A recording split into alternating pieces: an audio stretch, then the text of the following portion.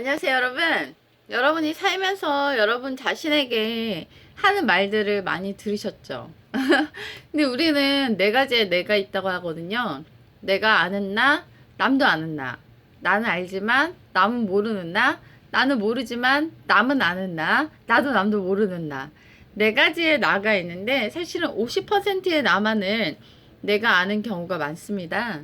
50%는 사실은 알 수 없는 영역이고 그 중에 25%는 남들이 말해줘야만 알 수 있는 거고 나머지 25%는 전혀 미지의 영역이기 때문에 신의 영역이라고 볼 수 있는 것이죠. 그렇다면 우리는 그렇게 남들이 얘기해주는 혹은 내가 알고 있는 단지 50%의 내가 나라고 볼 수 있을까요? 우리는 나로 살고 있지만 나라는 존재조차도 정확히 모르고 살아갈 때가 많은 것 같아요. 여러분은 살면서 들었던 말들이 여러분의 진짜 모습이라고 생각하세요? 저 같은 경우는 저희 가족들한테 제일 많이 들었던 말 중에 하나가 난 퍼주는 거 되게 좋아한다. 비현실적이다. 경제관이 없다. 이런 식의 말들을 좀 많이 들었던 것 같아요. 근데 일부는 되게 받아들일 수 있을 만한 것입니다. 네. 그리고 남들, 우리 가족 외의 남들에게 많이 들었던 말은 뭐냐면 되게 정이 많으시다. 되게 따뜻하다.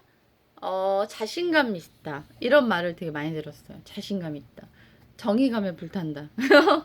이런 말을 많이 들었는데요. 네, 이런 것들이 이제 우리 가족이나 남들의 말이 그 교집합도 있지만은 전혀 겹치지도 않는 공집합도 있는 것 같아요. 네. 저 자신을 볼 때 제가 느끼는 저 자신은 되게 남들이 말하는 나와는 좀 되게 다른 모습인데요. 저는 되게 약한 것들을 사랑해요. 네, 약한 것들. 특별히 제 기도 속에 항상 등장하는 장애인들, 시각장애인, 청각장애인, 다리가 불편한 장애인들, 그리고 지적장애인들. 제 장애인들에 대한 마음이 되게 많고요. 그 다음 북한 사람들에 대한 마음도 많아요.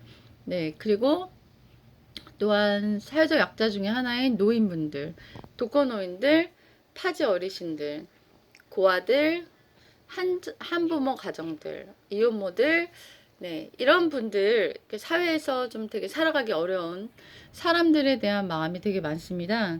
근데 남들이 나에 대해서 얘기할 때 약자에 대한 얘기 그런 것들을 많이 해주진 않았던 것 같아요. 근데 제 마음에 대부분의 영역을 차지하는 것은 사회적 약자에 대한 마음입니다.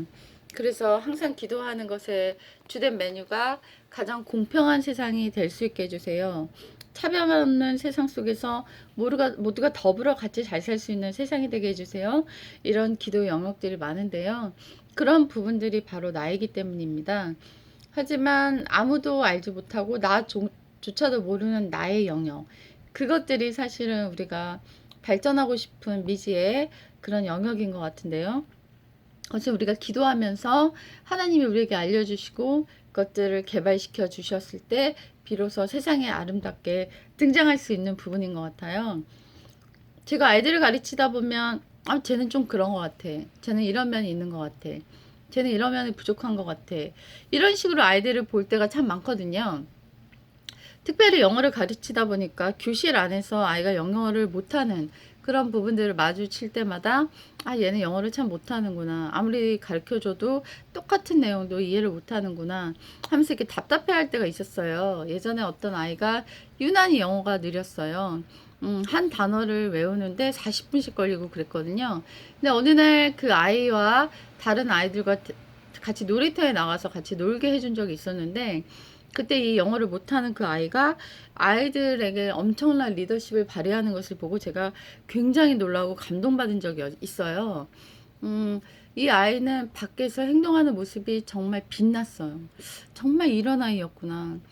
교실에서는 미안하지만 조금 찌질할 수 있는 그런 모습이었는데 교실 밖에서는 이 아이는 정말 엄청난 활력과 에너지와 멋짐으로 가득해 있는 모습을 보면서 내가 바라보고 있는 저 아이의 그런 모습이 전부는 아니었구나라는 걸 깨닫는 놀라운 시간이었습니다. 그리고 그 아이가 가끔씩 던져주는 말들이 마치 선문답처럼 굉장히 많은 깨달음과 울림과 생각을 할 수 있게 하는 영역들이 많았어요. 그 아이 어머님이 복지관에서 일하셨거든요. 그래서 이제 장애인 친구들이나 지적장애인 친구들과 많이 접촉하는 그런 직업이셨어요. 근데 이 아이가 그러더라고요. 걔네들 다 되게 행복하잖아요. 행복? 왜? 걔네들 우울한 애 아무도 없어요. 맨날 웃고 다니고 맨날 사이좋고 되게 기분 좋아요. 힘든 건 우리죠, 뭐. 제가 그런 얘기 들었을 때 진짜 매우 공감이 됐거든요. 저도 지적장애인 교사도 하고 그 아이들과의 접촉이 많았었는데 그 친구들은 늘 행복하고 늘 기쁘고 즐거워하더라고요. 제가 볼 때 어떤 정신적 우울증 같은 게 없어 보였어요. 그런데 스펙이 좋고 화려하고 이런 분들이 오히려 되게 저분은 정신병을 앓고 있는 게 아닐까? 이런 분위기를 느끼게 하는 정신적인 어려움이 있는 듯한 그런 모습을 보이는 분들이 더러 있었습니다.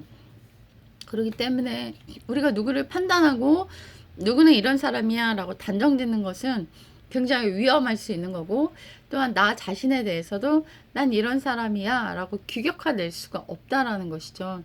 왜냐하면 우리는 다양한 모습을 갖고 있기 때문이에요. 특별히 위기 상황에 빛나는 사람들이 있어요. 네, 제가 사랑하는 사람도 그런데요. 정말 위기 상황에 빛나더라고요.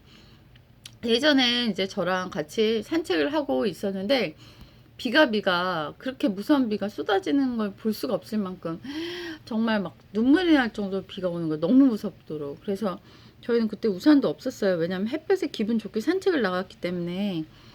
근데 그 제가 사랑하는 사람이 막 갑자기 문방으로 뛰어가더니 그 엄청난 비를 맞고 우산을 사갖고 온 거예요. 그리고 제가 지금 비를 피하고 있는 그곳에서 우산을 쓰게 하고 이렇게 바지를 걷게 하고선 자기를 따라오라고. 그래서 결국은 제 남편이죠. 따라가다가 이제 남편이 이제 편의점에 들어가서 몸을 데워야 된다 그러면서 따뜻한 음료를 먹게 했어요. 그리고 결국 집에 안전하게 돌아오게 되었는데, 만약에 그런 식의 안정되고 굉장히 모략적인 그런 계획 하에서 행동해 오지 않았다면 그날 제가 과연 안전하게 집에 올 수 있었을까 하면 참으로 퀘스천 마크거든요. 네. 그 외에도 위기의 순간에 굉장히 활동이 번뜩거리는 모습을 보았어요. 평상시 때는 오히려 제가 더 자신감이 넘쳐 보이는데 위기 상황 때는 한없이 무너지는 저를 보거든요. 근데 위기 상황 때 빛나는 저의 남편을 보면은 참 사람은 다양한 모습과 다양한 것들을 갖고 있는 존재구나. 그래서 나 자신도 단정지어서는 안 되고 내가 만나는 이웃들에 대해서도 내가 단정지어서는 안 되겠다. 이런 생각이 들었습니다. 유난히 관계를 잘 맺는 사람이 있는데 어떤 사람이 그 사람이 왜 그렇게 관계를 잘 맺을 수 있냐, 왜 당신 주변에 이렇게 좋은 사람들이 많냐 이렇게 물어봤을 때 그분이 했던 말이 잊혀지지가 않아요. 저는요 모든 사람의 장점만 봅니다. 그리고 그 사람의 장점을 항상 인정해줘요. 그랬더니 주변에 있는 사람들이 모든 사람이 다 장점만 갖고 있진 않잖아요. 장단점을 갖고 있죠. 근데 이분의 눈은 장점을 크게 보기 때문에 주변에 있는 사람들이 이분한테는 장점의 이웃으로만 그런 역할을 하고 있지 않았을까. 그래서 주변의 사람들이 이분한테는 항상 좋은 모습으로만 있었던 게 아닐까. 왜냐면 이분한테는 단점을 보는 눈이 없으니까. 그래서 이분 주변은 항상 좋은 사람이 가득하고 이분의 삶은 항상 행복한 게 아닐까 이런 생각이 들었어요. 내가 내 주변에 좋은 사람이 없다라고 한탄하기 전에 내가 그 사람들의 좋은 점을 바라보고 인정해주는 입술에 언어의 축복이 부족했던 건 아닐까 하는 생각을 가져보는 게 어떨까 하는 생각이 들었습니다.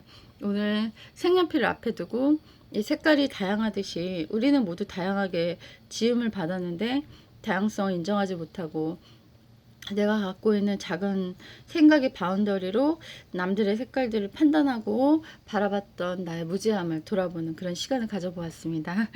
오늘도 여러분 행복하시고 주변의 이웃의 장점을 바라봄으로 인해서 더욱더 행복해지는 그런 날들 되길 바랄게요.